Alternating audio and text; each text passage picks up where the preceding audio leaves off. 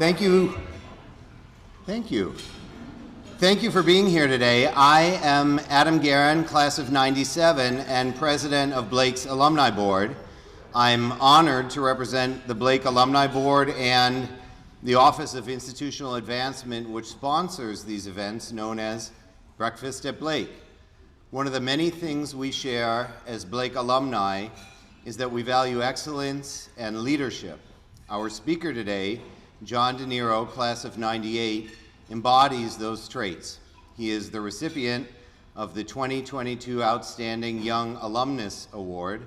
Presenting him with this honor is Blake Head of School, Dr. Ann Stavney. Please join me in welcoming her.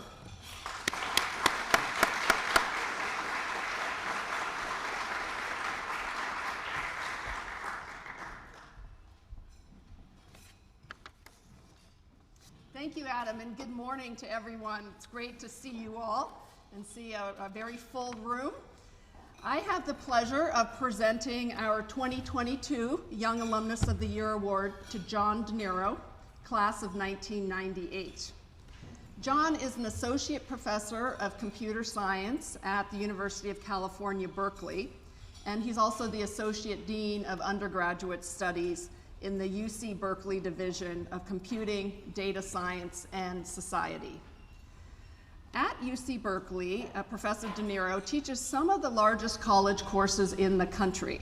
This semester, his introductory computer science course includes 1,650 students, and his introductory data science course has 1,950 students. This is the highest course enrollment in UC Berkeley history. John is also co-founder and chief scientist of Lilt. It is a language translation software and services company. Prior to his current roles, he was a senior research scientist at Google, working primarily on Google Translate. John is author of the textbook Composing Programs and co-author of Computational and Inferential Thinking. His research focuses on natural language processing and computer science education. John's time at Blake began in the 7th grade. As a student, he participated in the math team, the Blakers Dozen a cappella group, Quiz Bowl, Science Bowl, and cross-country running. After Blake, he went on to graduate from Stanford and then earned a PhD in computer science from the University of California, Berkeley. John and his wife, Jessica, and their son, Ian, who is 6, live in the Berkeley area. The Young Alumnus of the Year Award honors a member of our alumni community who has demonstrated outstanding leadership, achievement, and influence in their field and community. John, today we honor you with this citation. The Blake School recognizes John DeNero for outstanding contributions to the fields of computer science, data science, and education, for advances in language translation software that have ushered in a new era of global connection and collaboration, and for teaching and inspiring future generations of pioneering scientists and innovative thinkers. It is my pleasure, John, to present you with Blake's 2022 Young Alumnus of the Year Award, and congratulations.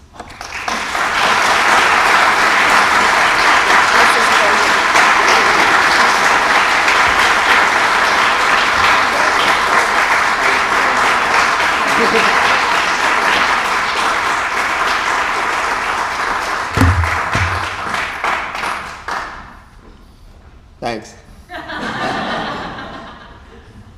I'm not sure I've been this nervous since my senior speech. Okay. Thank you all so much for coming today. I'm going to spend a minute just finding some slides, and then we'll talk about computer science and data science.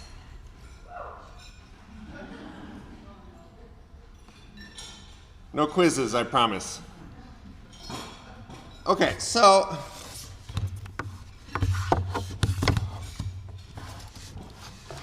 yeah, UC Berkeley is an interesting place. It's full of Nobel laureates and all of that. I'm a teaching professor there, which means I'm one of the few people who focuses almost exclusively on undergraduate education. And Blake has been preparing students for that experience for many, many years, so I thought maybe I'd talk a little bit about what I've seen happening there. And as you heard, I teach some large classes. There's the first day of class. The course that has 1,900 students in it doesn't fit in this room, even though it's the largest lecture hall on campus. This is about 700 of them. There's another 700 that joined via Zoom because that's become a thing since the pandemic. And then we rerun the lecture at night in order to capture the last 700 or so. I think that it's a little interesting to have that mixed format of people online. I know there's some people online here for this talk, so hi folks. Before the pandemic, we would really just do everything in person at first, and so we used to use the concert hall for the first day of class. This actually has about 1,900 seats, and so that's basically the pool of students that are all in one class. And I think a reasonable reaction to looking at a picture of this many people in the class is to say that this must be a scam. So, Robbie, sorry if I took your quotation out of context slightly. What's amazing about these courses in computer science and data science is that a lot of students take them by choice. They hear from their friends that it's interesting, and so they enroll for that reason. And the student reviews of how the courses go have actually improved as the courses got really big. So something must be going right. My sense is that it takes a lot of work to figure out how to scale a course from something small to something large. So that's mostly what I spend my time on. And what's worked is that a lot of the learning doesn't happen in a classroom setting. Instead, it's about designing experiences that students can work on in small groups at home, to work on projects and build things, and then give them some support to do that. And what the support looks like is making sure that there are, in fact, a lot of people involved in teaching. So this is a picture of my teaching assistants. There's a lot of those. And the way we organize this course is that, yes, there's a big lecture, but really a lot of the learning happens in 30-person classrooms and then in one-on-one interactions with the teaching assistants. There's also a similarly sized army of tutors that teach the course. And the idea is that if you want to get involved in teaching as an undergraduate, you first take the course, and then you can tutor for the course, which means you have groups of 4 that you're working with. And then if you do that well and you like it, then you can get your own group of 30 students that you're teaching. But you, at that point, have not only taken the course and some more advanced material, but you've also practiced teaching the course for a semester or 2 as a tutor, and that kind of builds people up to the point where they can teach themselves. But this is something that I think has changed about the college experience, at least back from when I was in college, is that a lot of students are spending a lot of time teaching their peers. And so like these communication skills that we always talk about are so important. Well, it turns out we get them to use those while they're still in college to basically take what they've learned and tell somebody else about it. So yeah, I mean, it is a scam. It's a big pyramid scheme, but it's one in which everybody's sort of learning together.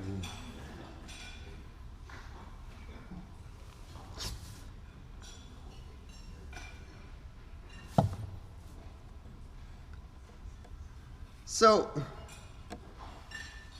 I guess what I wanted to point out is that Blake and Berkeley are very different in terms of the size of the courses, but they actually share some things in common that I've tried to take some of my Blake experience and bring it to the university. One thing is, I think, a shared belief that we should set really high expectations for students and then support them to meet those expectations. Another is make sure that people really understand the fundamentals of what they're learning well. I felt like it was a big gift from Blake to make sure that I really understood mathematics before I showed it into college, and I really knew how to write an essay. And that kind of foundation is what we're after at the college level as well. Yeah, and so there are some commonalities between Blake and even a huge university like Berkeley. Here's another one. They both have a bear as a mascot. Go Bears. The UC Berkeley mascot is notorious for not actually looking like a bear. That's Oski the bear. I was interviewing him for a kind of graduation skit. And yeah, he doesn't look at all like a bear. So I guess Kelly got it right. Even at a wonderful place like Berkeley, they didn't quite get the mascot right. Another thing that's in common is some of the students. So these are current Berkeley students who went to Blake, and they found me, and we hung out for a day. Alexander was in my class. So I thought I'd tell you a little bit about what is drawing students in so many large numbers to these courses by just telling you a little bit about what I've been working on while I was there. I was a graduate student at Berkeley as well, so I joined the university in 2005 as a PhD student, and I was teaching artificial intelligence, and basically the way we decided to do this was to teach students how to write programs that play Pac-Man automatically in different ways. This caught on. These projects are used at probably 100 different colleges and universities now. And then I joined as a full-time professor, and I basically was still into this idea that computer science was about video games. So there's a famous video game called Plants vs. Zombies, and we built a clone called Ants vs. Zombies. And yeah, so basically we had students go ahead and try to build some of these programs that they would interact with as children. And that got a lot of students interested in this. But I think it was only the first wave of the interest that we see now. The other thing we experimented with was to create computer science projects that used data. So this was one about mapping all the restaurants near the UC Berkeley campus and figuring out which ones students would like to go to. So I won't describe the visualization, but I'll just say that all of a sudden a project that was about using real world data instead of just a video game seemed to engage a whole group of students that weren't quite as interested in computer science, but now said like, oh, this is interesting. This is about using computing to do something in the world. And we've been running with that ever since. So I think we launched this project in 2013. In 2015, we built a whole new course about using computing to learn about the world. And it took us in some really interesting directions. So here's an example of a project that we use in our introductory data science course. It's about jury selection in Alameda County, which contains Berkeley and Oakland. And the question is, are the juries, which are meant to be representative of the population, in fact representative of the population, and in what way? And so one way that you could think about the composition of juries is, what's the racial or ethnic background of the people on the jury panel? So you can look up for the region, what are the ethnicity distributions? You can look up in the jury panel, what are the ethnicity distributions, and you see a difference. There's an underrepresentation of Black and Hispanic people on jury panels in Alameda County. Then you can ask interesting questions like, is that just due to sort of random chance? People get something in the mail and it's a random selection. And you can start to answer that question using computer simulation. This is kind of a classic statistics problem, but it's about the real world. And then you can ask, well, why else might this occur? And actually it turns out in this case, a lot of it is due to the way the data is collected, as opposed to a massive amount of systemic bias, I think. But you really get to investigate what's going on in the world, but using computing as a primary tool. So that's what data science is, in my mind, different than computer science, is that computer science is mostly a discipline about building software applications, and data science is mostly a discipline about understanding the world. It's just they both use computers as their tool to do it. And this has brought in a whole group of students who weren't so sure about computing. They knew that it was important and that there were jobs and stuff like that, but they didn't know why it mattered to them. And now they could see, oh, it's a mechanism for studying the world and perhaps making a difference, and that got people really engaged. It also got the faculty at Berkeley really engaged. Each little box here is a different course that some other faculty member designed based on, as a follow-on course to our intro data science course.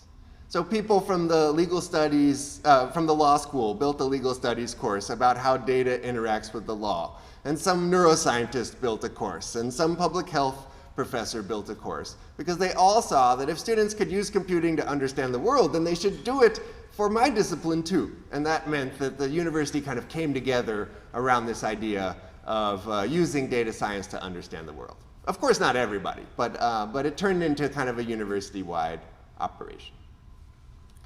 And then, many years went by. I'll talk about what happened at the end of this era in a little bit. Okay, I'm not too far over time. I'm gonna keep going. Okay, so what is it about these courses that gets people excited? I think two things. One is that computer science and data science are both about problem solving as opposed to just memorizing or learning knowledge that's already been accumulated. And that means students get to kind of use what they know really early on. I think that's a small part of it. But the bigger part of it is that they see connections with the social problems they care about and what they're learning about the technology.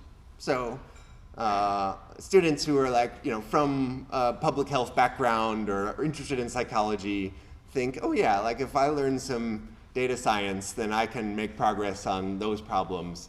And they also see, real world problems like climate change and inequality, and they think, oh, maybe computing and technology is going to be relevant to that. One thing that has surprised me is that we've seen a lot of organic growth in our ethics and social implications courses. I teach some of those as well. And it used to be that you had to just require ethics because otherwise nobody would show up.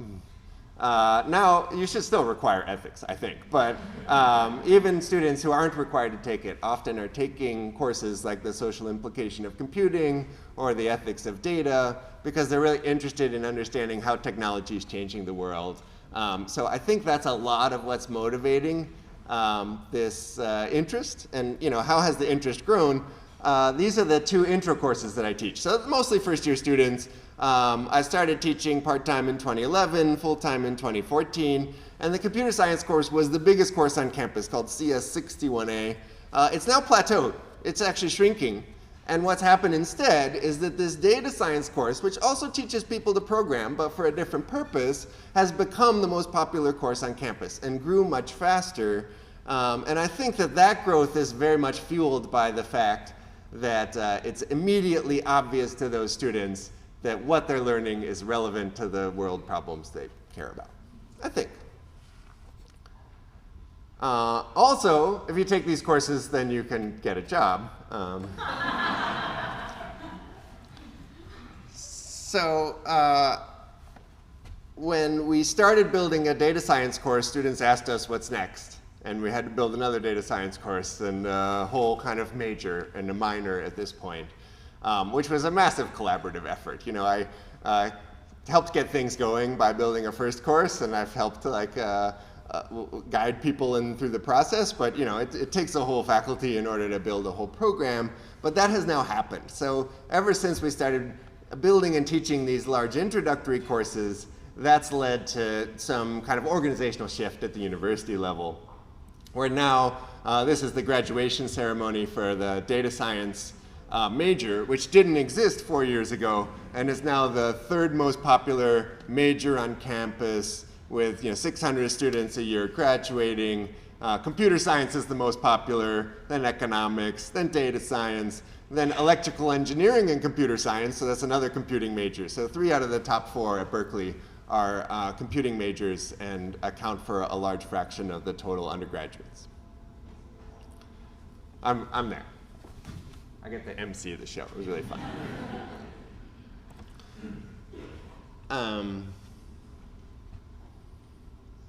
The wonderful thing about expansion is that it's allowed us to include new groups of people that wouldn't otherwise participate in computing. So what I've been doing, I think, over the last 5 years is trying to make sure that these programs are inviting and supportive for people who don't have a lot of prior background in computing or didn't see themselves working in computing before. And it's really been transformational. So here we see year by year the number of graduates in computing degrees at Berkeley from what have historically been underrepresented groups. So computer science was male-dominated forever. It still is, but the number of female graduates has tripled in the last 5 years. There's also been a shortage of people from undergraduate racial and ethnic backgrounds in the field, and that's growing quickly, although starting at a much smaller base. And so, yeah, part of what gets me excited about doing things at a large scale is making sure that that means that more people from more diverse backgrounds can be included and participate.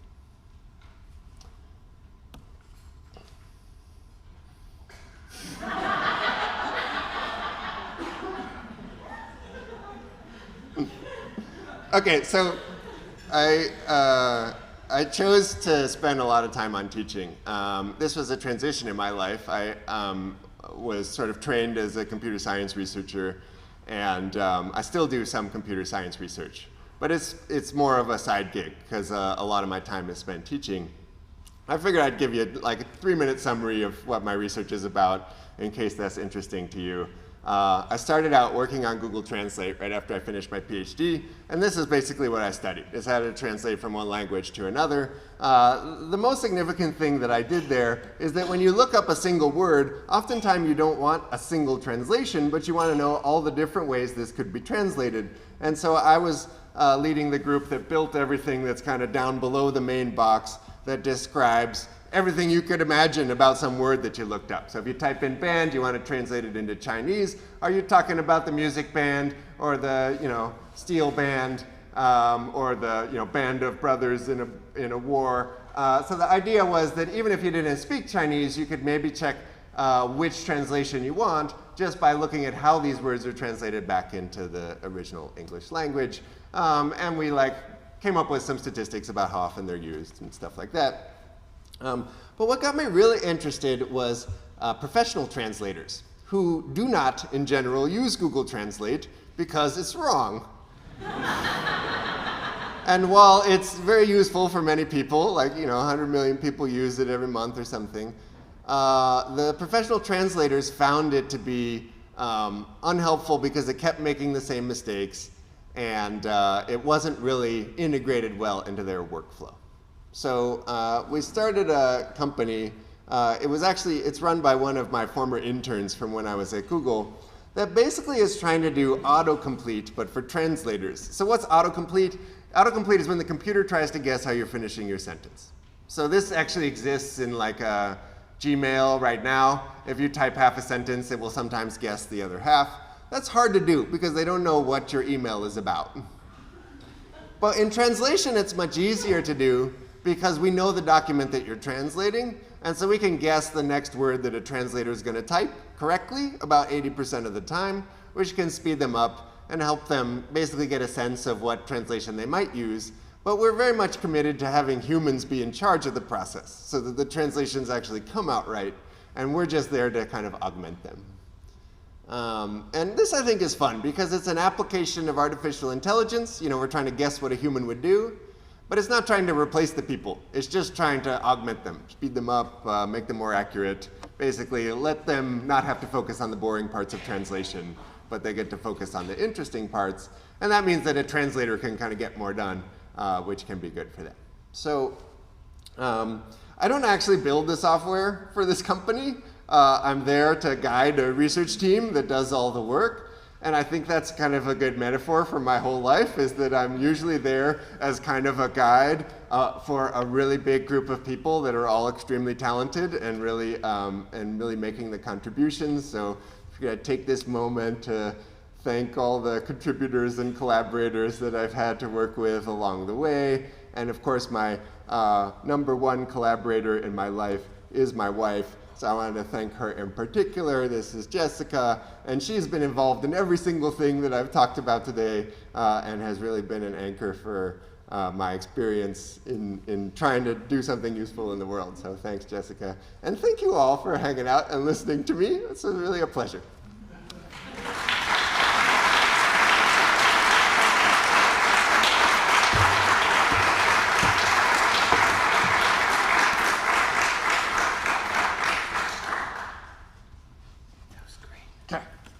Stay here. We have questions, yeah. Oh, yeah, questions. Stay in pose, yeah. We have questions.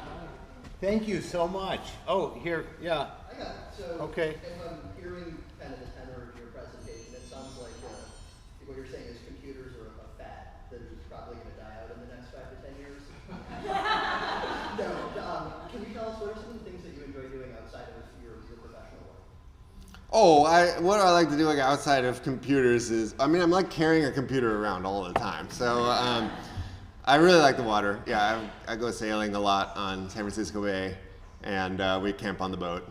And then we have a stand-up paddleboard and a kayak and a dinghy and another dinghy. Yeah, so mostly boats. Yeah, you know, having a 6-year-old is its own adventure. If you have questions, Elizabeth has a microphone, yeah, so please raise your hand. And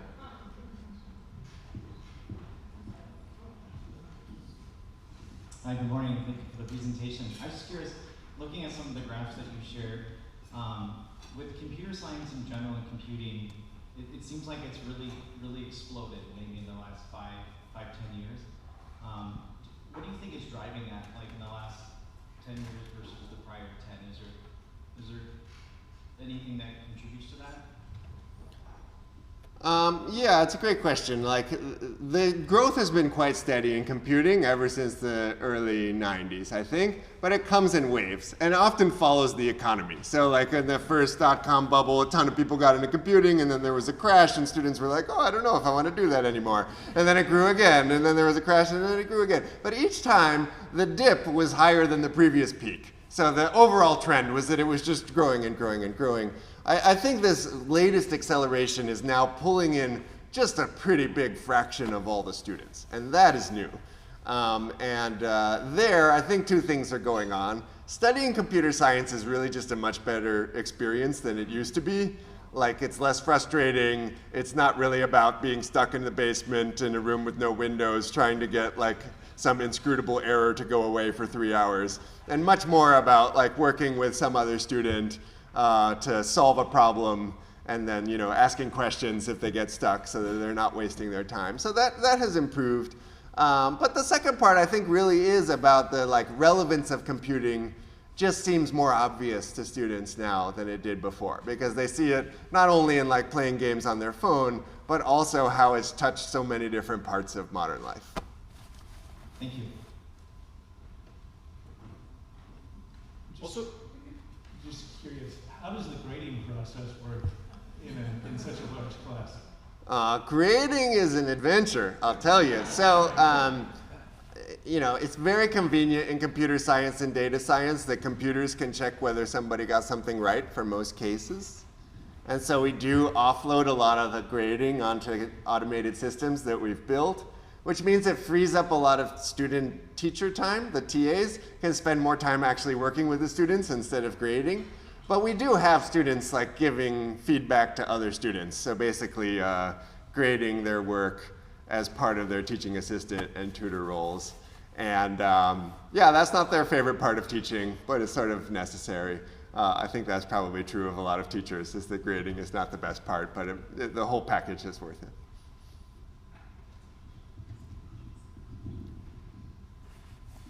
Just curious, at your level, how much time, if any, do you spend actually in the classroom teaching?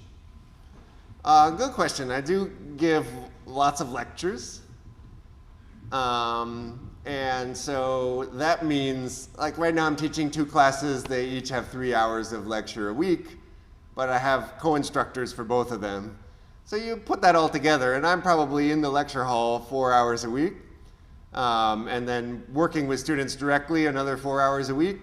And then the rest of it is just teaching the teaching assistants, building assignments, wrangling faculty to make policy changes, a little bit of research, that kind of stuff. we have one in the back, but also if you're out there online in the virtual world, I'm told we have these things called computers, so if you submit a question. Some writers have raised the question whether the social media algorithms are exacerbating levels of resentment and rage among people who participate in social media. Since you teach on ethics and the social impact of data sciences. I'm wondering if you see that happening, and if so, what can we do about it? Yeah, great question. I think that social networks grew organically and without a lot of control. There was some forethought, but there was no expectation that they would have the impact on society that they have now had. So I don't think even the people building these systems saw it coming. And now we're at the point where we need to address some of the effects of social networks on society without building them from scratch, because it's really hard to get rid of the ones that are there, and it's really hard to build new ones. So yeah, lots of students and myself and lots of faculty are interested in coming up with like more socially responsible versions of social networks. That's sort of a grand challenge in the field of the social implications of computing, is how can we design the incentives and the systems so that productive discourse happens and people learn accurate information, as opposed to what often happens, which is that there's sort of information siloing, people only talk to people that already agree with them, and then there's a lot of misinformation. It's going to be hard to solve these problems because there's a lot of people interested in keeping things the way they are, but there's also a lot of people trying to figure out how to fix it. And I don't expect that there will be a quick fix, but I do expect that a lot of attention is going to be paid to this over time. Thank you so much for what you do. I know you say you're a guide, but I see you as a visionary, and I think that's a whole new subject to be teaching to others and young people. But I feel curious about an artistic expression for all these students. You have hundreds and hundreds of students, and I know when we teach people to weld, they can also go artistically and sculpt with their welding capabilities. So you're teaching them this computer data and mix. Is there anything at Berkeley or any other campus where they're going to allow contests for creative expression of what they're learning too? I love that question. Maybe I'll be so bold as to, well, it's probably too much of a risk to try to figure it out. But I'll just tell you that we run an art generation contest at the end of every computer science course. And part of that is to make sure that students who really have a need for artistic expression have an outlet for it. And also to just show that it's value, that like using computers to create like some cool computer-generated art is a great way to apply what you've learned. And I was going to show you some of the things that they've generated because it's totally amazing. But yeah, maybe not right now. You want me to try? Okay, well, here goes. Anything could happen.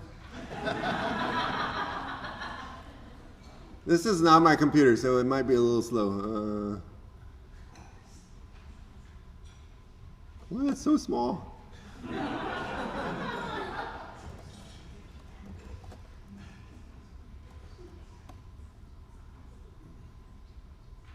long has that been going on? I've been running that recursive art contest since 2011, I think. I'm just like picking a random year, and let's see if we can find the gallery. Here's the stuff that they write. So we have a version where they have to write a really short program that generates art. And here are some things that they generated. About each one of them, they get to write a haiku. So that's what the caption is. And yeah, someone tried to win just by writing a circle. And then we have a second division where they can write a longer program. Well, there's a lot of people that enter. Okay, so let's see if I can skip ahead. And here, this is like a symbol of Cal beating Berkeley, or Cal beating Stanford. This person did not actually fail 61A. Yeah, I guess that's a picture of me. So, yeah, but sometimes they come up with really beautiful stuff. So the idea is like use something that they've learned in the course in order to build something new, and lots of people do it.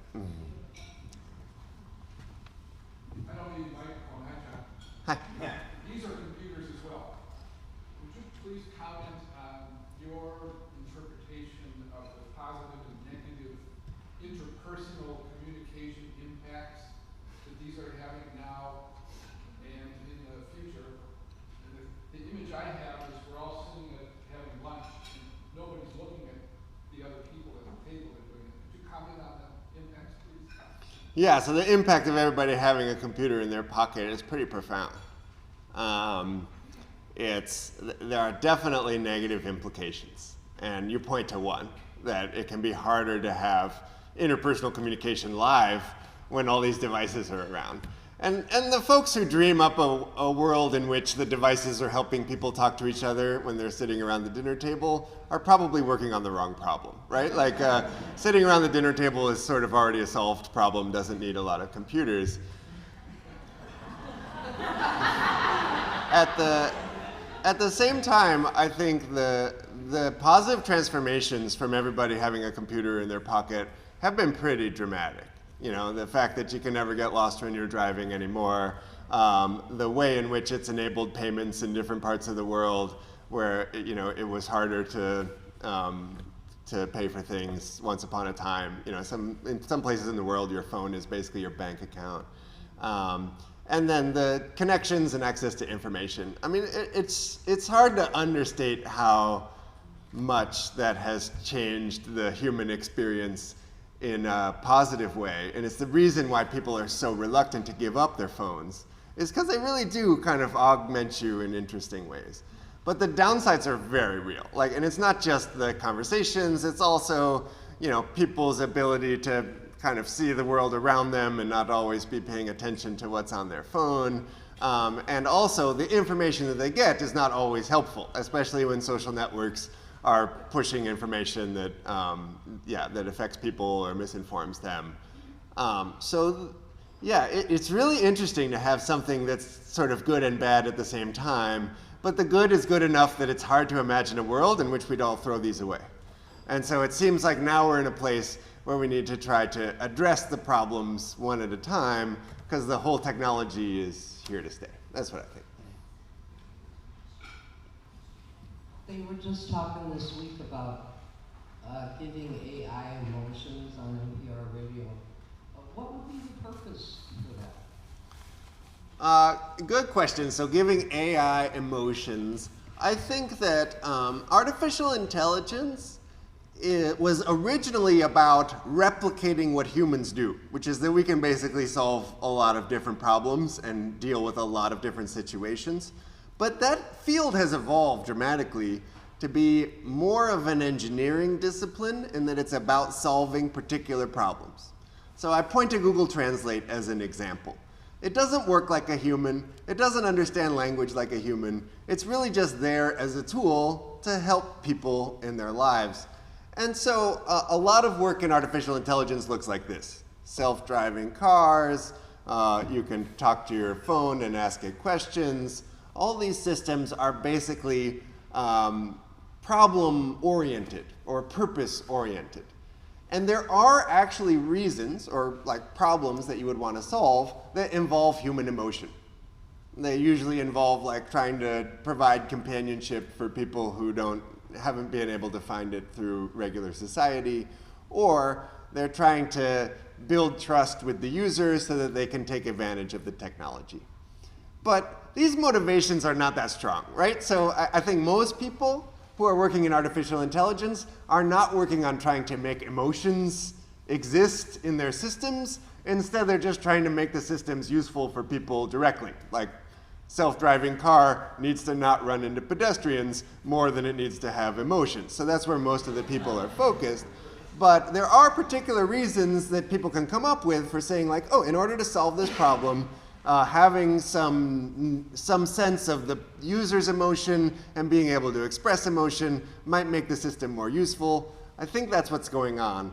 But it's more of a perception from the human about what emotions are there as opposed to real emotions in the machine. I don't think that that's something that anyone's really directly working on. So I have a question related to this computer science growing very rapidly, and there's so many applications and so many different kind of computers or personal health system in there when it comes to security. How do you see the cybersecurity fit into this computer science program? Is that one Yeah, great question. So security is about protecting information, secure communication so that, so that one computer can talk to another computer without that information being read. But also it's about making sure that an untrusted person out there can't change what's going on inside of a computer program, so can't edit the balance of your bank account. The biggest change I've seen is that computer security used to be an elective course that some small fraction of all computer science majors would take. Now it's an elected course that almost all computer science majors take, and students who are not majoring in computer science are quite interested in it too.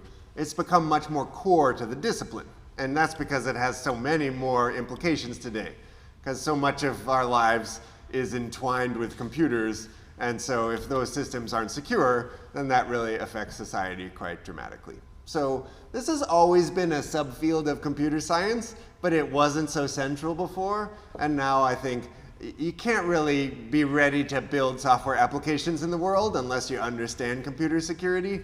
It's become kind of a fundamental in that way. Still really hard to get right. So you see, like every day you can read about a security breach.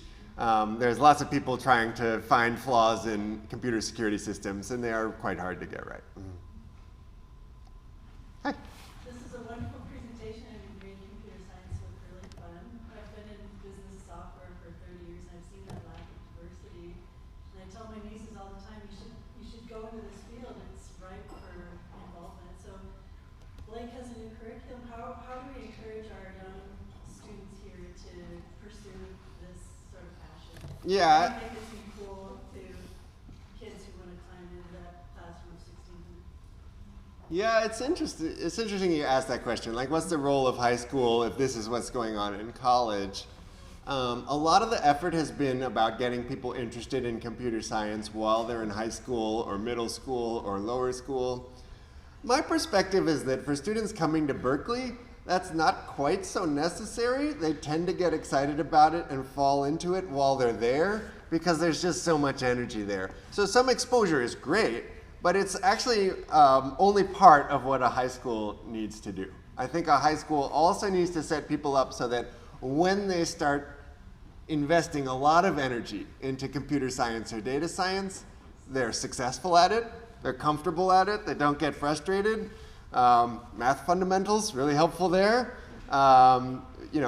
Being able to write, really helpful there. So, the core curriculum that Blake's been good at for a long time, I think actually does set students up to get excited about computer science when they arrive. But, there are students who get excited about it when they're 12 and they make incredible impact. And so having that option in a high school or a middle school is a great idea. But I don't think it should be the burden of a high school or middle school to get every student excited about computer science or data science. Just set them up so that if they do get excited about it later, they can really succeed. We have time for just one more question. So I just wanted to build on what you just said and talk about what your experience at Blake has been, what teachers made the most impact to put you on your current success in your computer science career. And as you know, math has been a tremendous department here at Blake on parallel, so it would be helpful to know how your progression started here.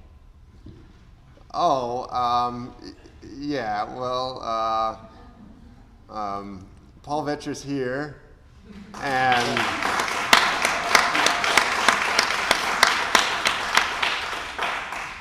certainly can't thank you enough for getting me excited about math.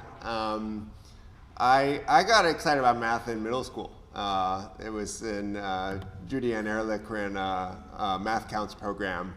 And a lot of my friends were there. Some of them are still here. It's pretty great. And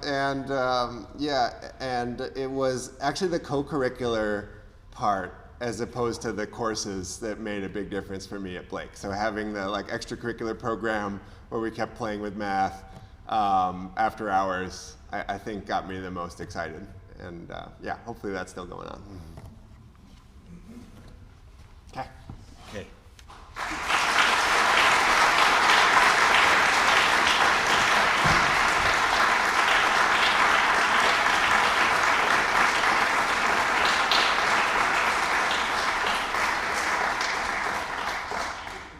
It's just amazing. And I want to thank you again, John, for taking time to be with us this morning. Thank all of you for being us here this morning. It's a great reminder that the words you say from a stage may be captioned and come back 24 years later.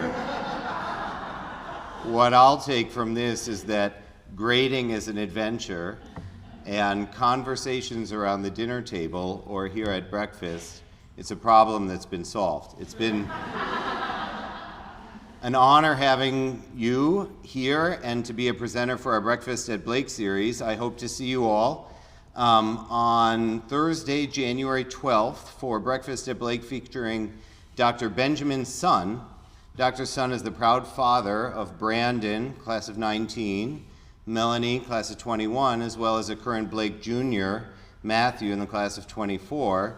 He's a cardiothoracic surgery specialist in surgical director of heart failure at Allina Health in Minneapolis, which is a mouthful. Among other things, he will discuss heart-in-the-box therapy, which is a promising innovation that is expected to provide hope for the 3,400 plus patients who are awaiting heart transplants here in the United States. Be well, stay in touch, and on behalf of the Blake Alumni Association, thank you again for participating today.